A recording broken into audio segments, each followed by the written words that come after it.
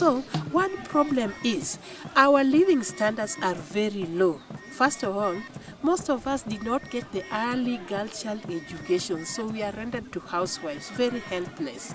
And we cannot compete the employment market that there is now. Some of us do not know how to read and so write. So it becomes very difficult to engage such person in any wage earning activity. Most of the Kenyan, especially Kenyan women, did not go to school. And those who did, they did not go very far. They learned how to read and write, and they basically had to be bribed to go to school because it wasn't the in thing. The in thing was you grow up nice and healthy like me, and then be married off with a nice dowry. And if you go into the history of the Somali community, you will not see a doctor lady, you will not see a pilot lady. To see provisional girls from that region is very rare. They can be counted. We started with 22 girls, and now we can boast about 120 girls. Actually, what we do here in Kimlea, we are trained for 2 years. Let me say that I'm grateful because now I can help in any area. I can be a substitute to any person who is not around.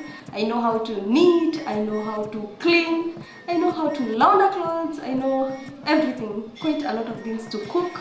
I can cook very well, I can sew very well, I can produce the best fashion. I know everything, actually I know everything.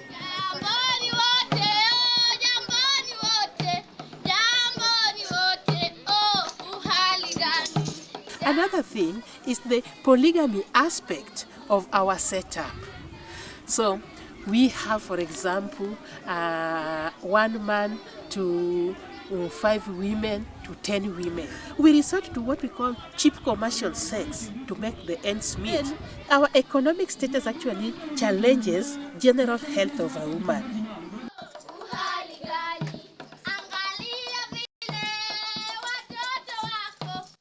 And then we have painkillers and for anti-malaria.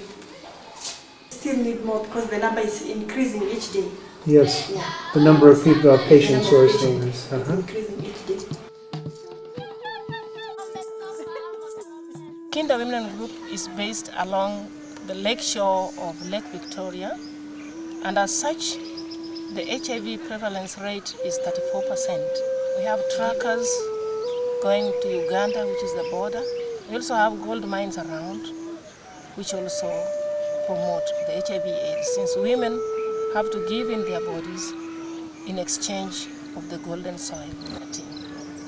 The women have no power to negotiate for safer sex. Is this issue of FGM, female genital mutilation, which is done with the Somali girls. Then it makes their period painful. It makes, again, if the girl is circumcised, she will lose hope. She will say that I'm already a woman. Why should I go for the education? Those are the culture which depress the woman. Thing, we go long distances in search of water, looking for water, doing for ABCD, this and that. So you see, apart from the fact that we cannot feed well, we cannot have this thing well, we are now subjected to very many things. And in this case, a woman becomes a beast of burden. A wife, a cook, a servant, a herdsperson, a mother, a watchman, a shamba woman, a caretaker.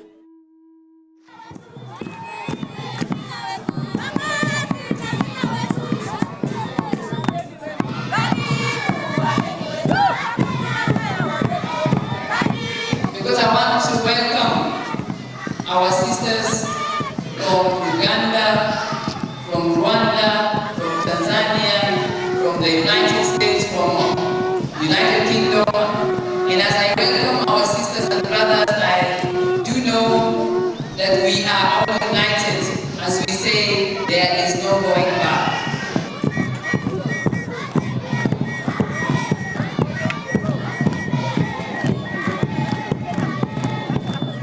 With this conference, we have been able to reach out well beyond what we've been previously able to do by having about 500 women, 450 of which were from the East African countries, who came here to find out ways to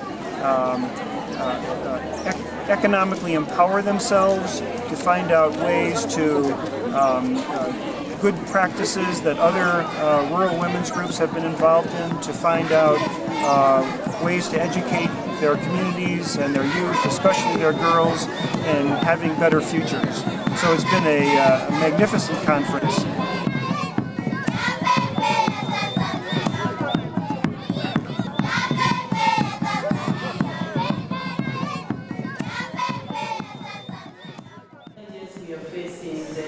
Most of the things that we are facing, although at a different level, are all same. When we look at women and health, we see there are very, very many problems. When we consider security, we see there are very many problems. When we look at leadership, we see there are very many problems. When we look at food, security in the house, we see there are very many problems. And so it indeed is a great opportunity to get women to come together and to give them a chance to ask questions, to reflect, to identify challenges, and to see how they can move forward.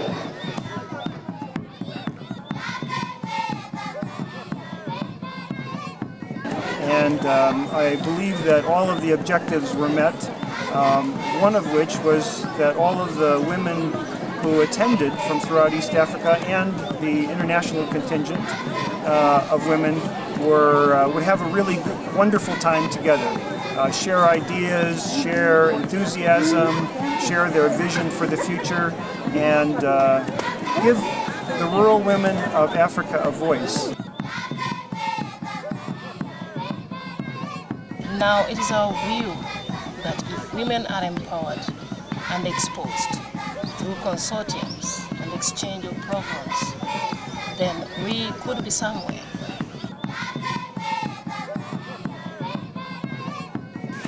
We also know that those women, as your opening speaker told you, have an incredible amount of knowledge, but they have much more than knowledge.